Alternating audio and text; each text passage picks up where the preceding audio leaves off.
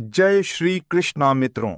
मानव जीवन की हर समस्या का समाधान श्रीमद् भगवद गीता में छिपा हुआ है।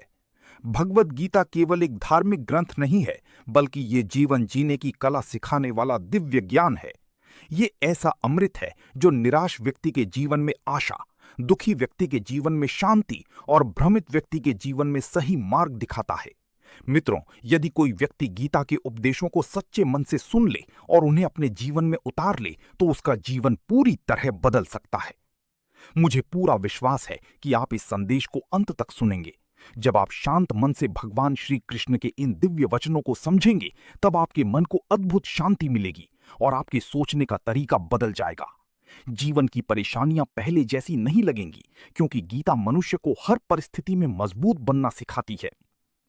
भगवान श्री कृष्ण कहते हैं कि जो व्यक्ति श्रद्धा और विश्वास के साथ गीता का अध्ययन करता है, उसका मन पवित्र हो जाता है, उसके पाप नष्ट होने लगते हैं और उसे जीवन का सच्चा मार्ग दिखाई देने लगता है।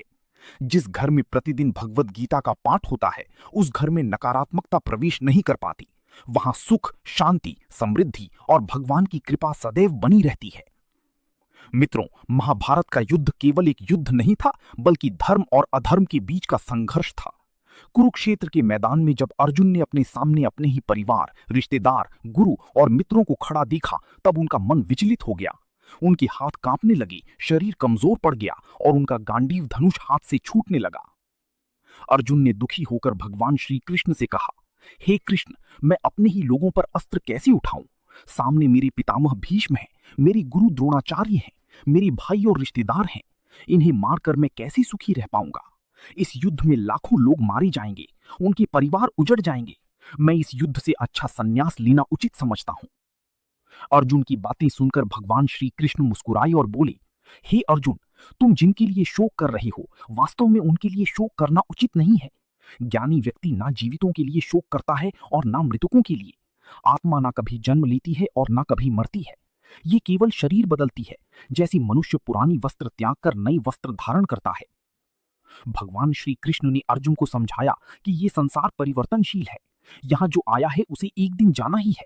मृत्यु इस संसार का अटल सत्य है, इसलिए मनुष्य को अपने कर्तव्य से पीछे नहीं हटना चाहिए। श्री कृष्ण कहते हैं, तुम्हारा अधिकार केवल कर्म करने में है, उसके फल पर नहीं। इसलिए बिना फल की चिंता किए अपना कर्तव्य करो। जो व्यक्ति केवल परिणाम की चिंता करता है, उसका मन कभी शांत नहीं रह सकता। मित्रों, गीता हमें सिखाती है कि मनुष्य के दुखों का सबसे बड़ा कारण उसका मोह और अपेक्षाएं है। जब मनुष्य किसी वस्तु, व्यक्ति या परिस्थिति से अत्यधिक जुड़ जाता है, तभी वही उस